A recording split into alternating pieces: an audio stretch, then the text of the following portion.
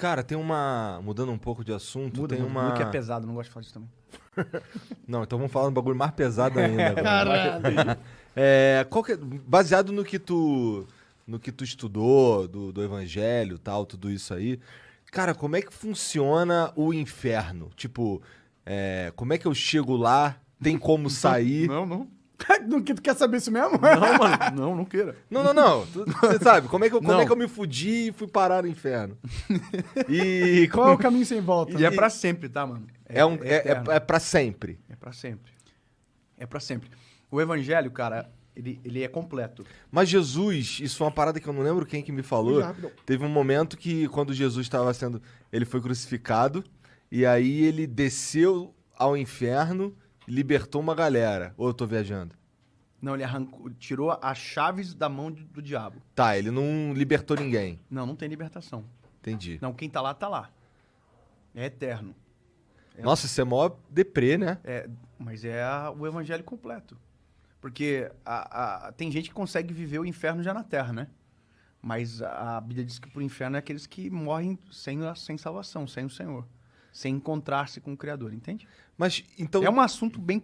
Assim, cara, é bem profundo e que tem muitas nuances teológicas quando se trata sobre isso e que, como a gente estava falando, pode gerar uma confusão ainda maior na internet. Mas, assim, uma coisa que você precisa saber.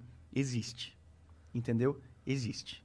Existe o inferno e se você não entender e compreendendo o evangelho, não reconhecer aquilo, esse é o final. Então existe, mas assim... Porque o antônimo disso é o céu, né?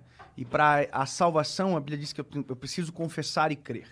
Entendeu? Mas existem eu espero que existam algumas exceções. Por exemplo, uma criança... Existe. Uma criança da Somália... Existe. O índio. O Nunca índio. o evangelho chegou até ele. É ignorância, é o tempo de ignorância. A Bíblia diz, como ouvirão se não há quem pregue? Pronto. Então, existem os pregadores pregam. Mas no lugar onde um pregador nunca chegou, onde o evangelho nunca chegou, eles são inocentes. Entendeu? Pô, mas é muito stonks então isso aí, né? Oi? Por quê? Ah, se eu nasci, sei lá, antes da sociedade ser inventada, eu automaticamente tô no céu.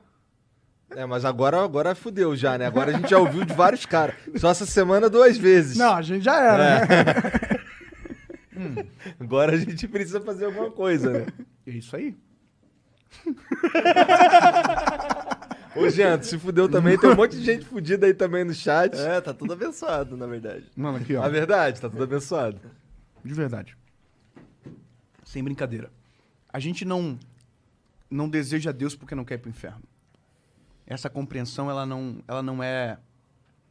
pode ser aquilo que vai nortear o nosso coração. Mas e a nossa move fé. muita gente. Move muita gente, mas quando você conhece Deus pela perspectiva do medo do inferno, essa fé não subsiste, cara. Vai chegar um determinado momento que a tua vida vai estar tão no inferno que você vai dizer, mano, aqui, lá ou agora, não muda nada. Entendeu? Quando eu era mais adolescente, eu vi uma história uma vez de um pregador que foi à nossa igreja e eu achei fantástico. Na verdade, eu já era jovem, inclusive o cara que falou isso pela primeira vez, hoje trabalha na nossa associação evangelística, o Mário. Até mandar um abraço para eles, o Mário, a Linor, e que são os que hoje cuidam dessa parte, né? Mas ele contou uma história, cara, que é a história dos 3 pais que receberam um convite de Deus, é uma história, né? Para apresentar os filhos a Deus. Daí o primeiro pai que recebeu o convite, o primeiro, e ele falou pro filho, seguinte, amanhã cedo a gente vai ter que acordar às 6 horas da manhã, porque a gente vai conhecer Deus. E outra coisa, Deus não aceita que ninguém chegue atrasado. Deus, ele... Bom, eu vou acelerar, tá? Pra não ficar muito longo. Concluindo, ele colocou medo no menino. Medo. Quando ele chegou no dia do encontro, que era o dia seguinte, que ele levou o filho até Deus, a história termina o pai falando assim, Deus, esse aqui é meu filho. E ele olha pra trás, o filho não está. O filho está escondido atrás de uma rocha porque ficou no caminho. Porque chegou uma hora que ele sentiu tanto medo de Deus que ele falou, cara, não vale a pena conhecer. O segundo pai, Ele colocou ativismo no filho. Filho, você tem que fazer isso. Se você não fazer isso, se você não escovar o dente, se você não acordar cedo, se você não sair, vai dar problema, tal. E o menino colocou muito peso. Obra. Você tem que fazer isso. Olha, entendeu? Resumindo, quando ele chegou para conhecer Deus, o menino estava tão cansado que dormiu no caminho e não conseguiu conhecê-lo. O terceiro pai apresentou Deus da perspectiva que eu acredito que é a melhor forma de apresentar Deus para alguém. É mostrando quem Deus é, mostrando o que Deus fez na cruz do Calvário através do seu Filho, mostrando o amor, a possibilidade de redenção, de salvação, de pecado, de perdão de pecados para quem se arrepende de maneira genuína. Quando você apresenta dessa maneira, aí a história, que é a forma que o pai apresentou, a Bíblia ia falar, né? A história, o pai chega até Deus e diz, Deus, aqui está o meu filho. Quando ele olha para trás, o menino não está mais na parte de trás, mas o menino já está abraçado com o Senhor. É uma história que apenas demonstra que a maneira como que somos apresentados a Deus determina como nós vamos nos relacionar com Ele. Ou o que vamos fazer nesse encontro, sabe? Então, por isso que não é que eu não fale sobre o inferno porque eu acredito nele, mas porque eu não quero colocar medo. Não pode ser por medo. A Bíblia diz que o verdadeiro amor lança fora o medo. Se for por medo, cara, não tem amor. Eu não quero. Você também que tem filha, então tu você não não me quer que a tua bota filha te obedeça porque pelo terror. Você quer que ela te obedeça porque ela te ama tanto que vale a pena te obedecer. Entende? Não pode ser pelo medo. A Bíblia diz que o temor é um princípio de sabedoria. Ou seja, eu preciso saber os riscos que existem.